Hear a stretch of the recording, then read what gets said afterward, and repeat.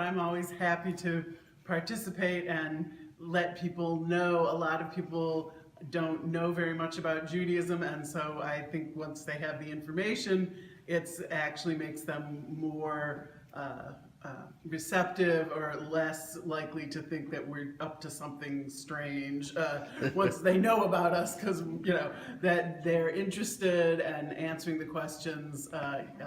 And so I've done quite a few of these things in this area. There aren't that many people who are Jewish, and so a lot of people have never met anyone who's Jewish, and then once they do, it sort of takes away the mystique, and then they know. And for all of you, do you find that the questions that are asked are sincere and come from a good place? And a lot of the questions tonight were very typical, the same type of questions that you would get at this type of event anywhere around the tri-state area, not just Dyersville.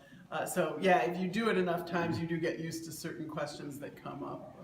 And I think there's nothing wrong with that. Yeah. And the one woman I think expressed it well. When you live in a community where there is so little difference, then Ibu Patel, who is the head of the Interfaith Youth Corps in Chicago, talks about the importance of religious literacy, and that we need to know about one another's faiths, and we need to know one another, because we're living cheek to jowl now.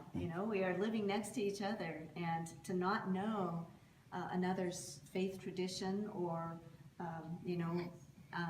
leaves us to build our own stereotypes, and leads to insularity, and leads to breakdown in relationships. And so the opportunities like this, thanks to Dawn, to be able to come together and share like this, this is the perfect opportunity, and we need to do more of this, not less of it, especially in this day when there's so much antagonism. So for Aaron, I'll just ask, do you find that people are surprised sometimes when they learn how many similarities there are between Islam and Christianity and Judaism? I think the surprise comes from the lack of religious literacy, and it is important to humanize Islam and to be in the flesh in front of people, and to understand that people have questions and to answer those questions.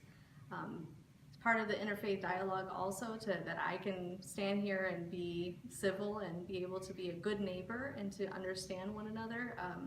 Being a good neighbor is really important in Islam too. So to take care of your neighbors, to really help them understand who you are and to understand who they are too.